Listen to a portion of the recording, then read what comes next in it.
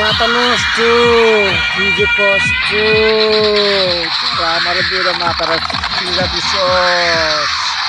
আমি তারপর প্রতিশোধ না নেওয়ার পর্যন্ত এই মাথা চুল আমি রাখবো না, নেড়া করে রাখবো, নেড়া নেড়া মাস্তান।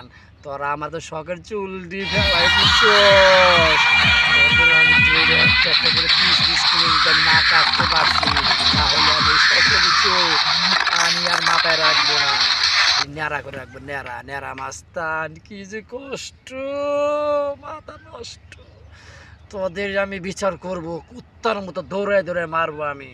আমার তোদের দেখি তোরা কোথায় আছোস, তোকে খুঁজে খুঁজে আমি মাথা নষ্ট। কি যে কষ্ট আমার, তোরা শখের চুল ফেলাই দিছস। তোদের আমি একটা একটা পিস পিস করবো। যে কষ্ট।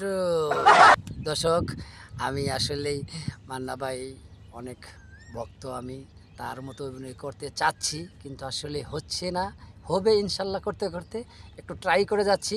মান্না ভাই বাংলাদেশের সেরা একজন নায়ক, টাঙ্গাইলের সেরা, বাংলাদেশের বিখ্যাত একটা নায়ক। ওনার মতো নায়ক আর এই দেশে একটাও হবে না, একটাও হবে না, ওয়ান পিস নাই।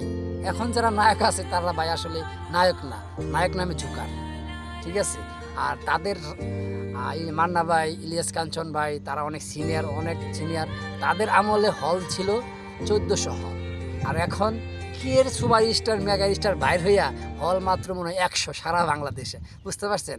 এই জন্যই শুধু ছবি করলে হবে না, ছবির মানসম্মত ছবি কাজ করতে হবে। যেমন মান্না ভাইয়ের একটা ছবি দেখেন, ওই এমন ডায়লগই নাই ভাই কারো, ঠিক আছে।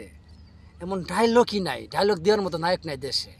কের সাকিব, কের কেডা, কেউ বেল নাই মান্না ভাইয়ের কাছে।